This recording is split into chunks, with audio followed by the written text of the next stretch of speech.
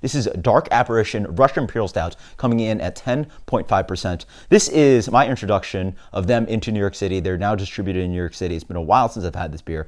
You guys know that I love me some non-barrel aged Russian Imperial Stout, so let's dig into this one. So I will say a little bit pricey of a bottle. Comes in at 500 ml, which is pretty much 16 ounces, 17 ounces at $10. So anyway, beer comes in a pitch black color, wonderful coffee brown head, beautiful colors to that. Yeah, let's get the aroma. First introduction, it's dense, it's dark chocolate, it smells a little hoppy as well. There's a little bit of coffee in there. I also get a deep dark fruitiness in here, some prunes, dried dates. There's a little bit of like woody and ashy character to it as well. Some like sprinkling of chocolate in there as well. Cheers.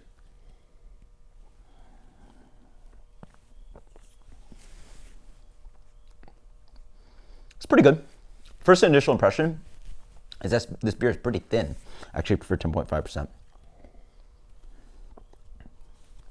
Yeah, has big flavors, but once the middle sort of hits, it sort of opens up and sort of leaves this hole onto your palate, not really having like much there, whereas usually you expect a little bit more syrupy quality and something to chew onto, where it sort of just disappears. But the sweetness does reside, so there is that sweetness, but sort of just lacking that middle body. Up front, it actually initially reminds me of Founder's Imperial Stout Fresh. It has a nice fresh hoppiness to it. This is a decently hopped Imperial Stout.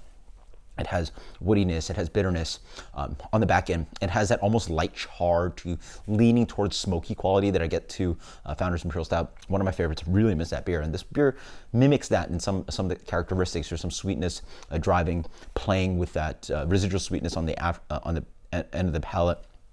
A little bit of like chocolate syrup, caramel, and then it is balanced by some woodiness, char, again, some of that light smoke character. Up front, that's where you get the fruits. You get some more of that prune character, dates, a little bit of raisin, a nice complexity of chocolate, dark chocolate, a little bit of coffee in there, coffee grounds.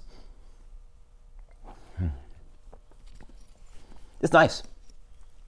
It's actually just like a thinner bodied, less chewy Founder's Imperial Stout. And that's like one of my favorite beers out there.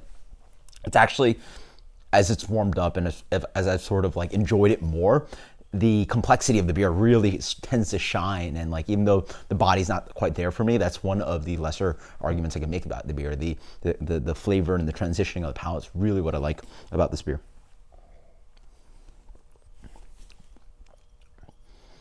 Really well executed. I think it's really good. This beer for me is getting a 90. As you wait more, there's like a nuttiness. There's a little bit of like kind of almost like toasted hazelnut character dancing in there. Chestnut, actually a better one. Really nice. 97, 96. Jackie O's Dark Apparition. This is really good. It's been a minute since I've had a really amazing world-class Imperial Stout, and this really shines. This does a great job. So check it out. Post in the comments below about what you think. I really like this one.